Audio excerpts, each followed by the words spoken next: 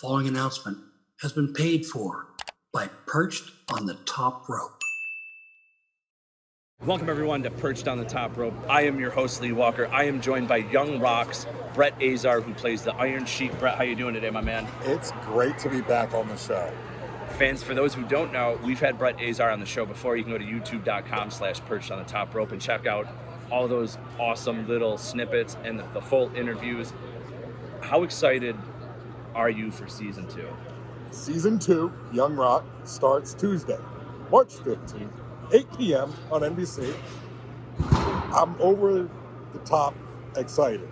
Season 1 saw a lot of success, the #1 comedy on NBC. For Tuesday nights, yeah, we hit #1. We won the Hollywood Critics Association for Best Comedy.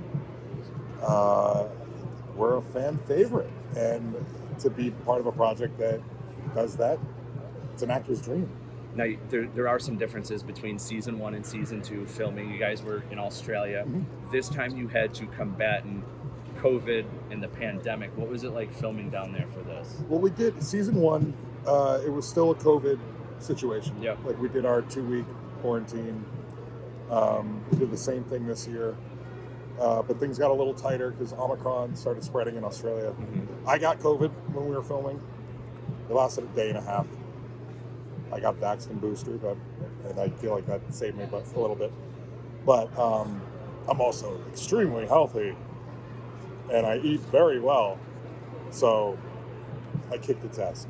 But yeah, filming this season was just more special because the family of season 1, we had our close-knit family locked in, and our experiences together are always special. But we got to invite a lot more new characters and new actors into our family. Mm-hmm. And again, this kind of project, because it's filmed the way it is, because we all live together in the same hotel, because of COVID being so restrictive on where we can go, we do everything together. And to be part of a filming project that is like that is still unreal to me, and still so special. And that's what everything about this project. Young Rock is a special thing in my life and in many others. Now, throughout the show, we see him in season 1 more as a child, The Rock, yeah. Dwayne Johnson. Now we're more, season 2 is more adolescent Rock. Do we still go back to certain aspects of childhood? So season 2 will also have that same 3 age setup where you have 10-year-old, high school, and college, post-college. The 10-year-old timeline is where most of your wrestlers are going to be still. Mm-hmm. They make more appearances in the other timelines. Fans wanted more wrestling, and the writers and producers heard that. Mm-hmm. So you're going to get a lot more nostalgia for the wrestling fans in season 2. A lot more wrestlers of the age where The Rock was coming into WWF. Mm-hmm. The whole Rocky Maivia setup. So everyone who was around that world is going to be introduced in the show, which I love because now we're talking my era. Yeah. Sheik was still around in that age. Yeah. So there might be a couple episodes where I play an older Sheik, and that's something to look forward to for season 2.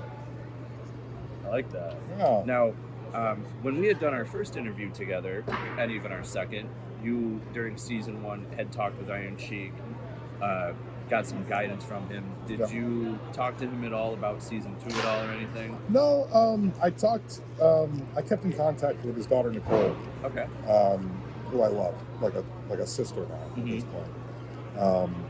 Sheiky, happy anniversary coming up, 21st or 22nd, I believe. You and Bubba Carroll. It's he sticks to his own process down in Atlanta. But I reach out to Nicole often. I keep her in the loop of what's going on, so she keeps her dad in the loop of what's going on. And I'm so grateful for that bond that has developed there. Now, I know you're engaged. Yes. So how is filming in Australia while your partner was here in America? A nightmare. Yeah, It was god awful. hi Missy. Linda Baba. Yeah, that is the hardest part about doing this job. Yeah, Hands down. It's especially with the COVID. Like I'm isolated for the most part, but I get to actually work in Australia, and there's a lot of blessings that come with that. Linda got trapped at home, and she had to hold down the fort. And last season, I was gone from September to just before Thanksgiving. And this year I went from beginning of September to mid-February. wow. So it was very harsh on her. Yeah, And I wish, my dream situation is that she can come with me and just be with me and not worry about a damn thing in the world. Yeah. That's what I want to be able to provide. If my career can turn into that, where I'm, it's like, yeah, if I can be the Rock and have everything just, my way or no way, yeah, that'd be great. Now, one thing I know about season 1 is Chavo Guerrero was training you guys, and season 2 he trained you guys. Yep. How was going through the motion of wrestling training for season 2? During training, I still got vertigo, just as bad as I did for season 1. Chavo, Chavito, viva la raza, yes, baba. He's a legend. It's amazing. It's still. I mean, our relationship as a whole cast, as the wrestlers, we've come together so tightly as a family.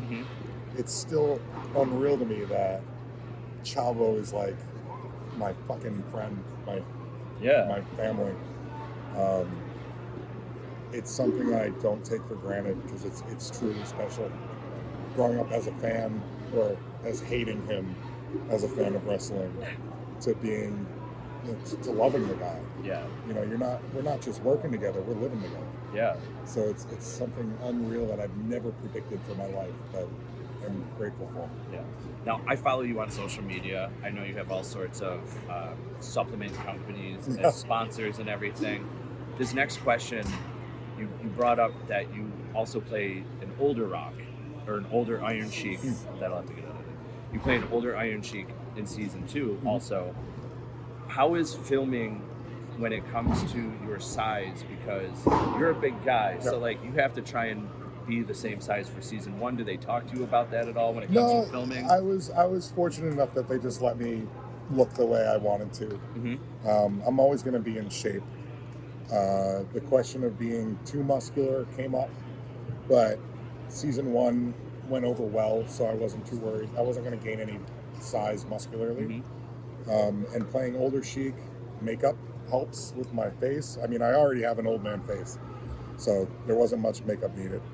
But I was able to, knowing that, the Sheik wasn't a ripped six-pack when he was older. I had a little more cheesecake than I would normally have. The diet slipped a little bit, which, I mean, I was all for. It was nice. I didn't. You can ask the other castmates. When we did Thanksgiving, they were sick by the amount of food that I was eating. Yeah, but it's not something I was worried about. I wanted to enjoy everything about being on the show, and knowing that I didn't have to be shirtless for the older Sheik scenes helped. All right. Now, what was it like for you? You come, we're here at an autograph convention, Showcase of Legends 7, folks. What's it like for you to come to one of these? And you have, I watched you earlier, Paul Roma came up to you and was talking to you. Power and glory. What's it like for you to have these wrestling legends come up to you and want to talk to you about the film and about portraying the Iron Sheik? It's unreal.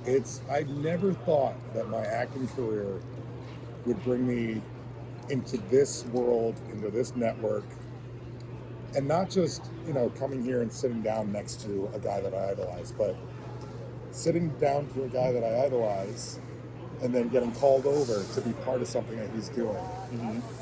Like today, I got to sit next to Rikishi, and I was like, you know, in my head, I'm going, fanboy. Yeah. And when he goes, yo, Oos, come here, sign this for my wall. I'm like, this, you want my signature? I'm your fan. Like, and he's like, no, man, I would see what you're doing.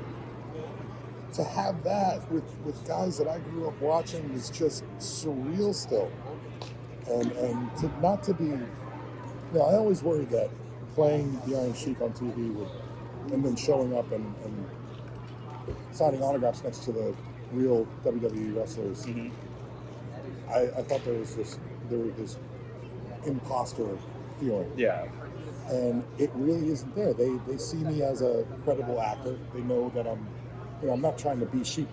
Yes. I'm trying to be Brett Azar, the guy who plays the Sheik, among other things like Terminator, like, you know, stuff like that. It's just, it's so special, and I'm so grateful that my idols growing up watching wrestling bring me in and want to, you know, involve me in whatever they're doing. Yeah.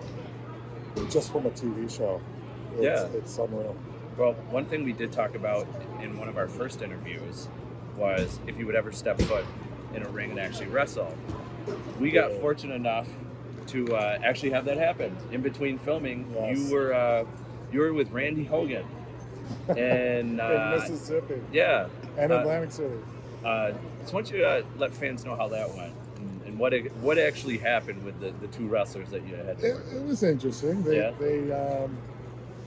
you know, they had their heels call me out of being an imposter actor who's not a real wrestler, and I did him dirty. I put him through some deadly clotheslines, and I skinned the cat, and you know, I showed I could hold my own in the ring.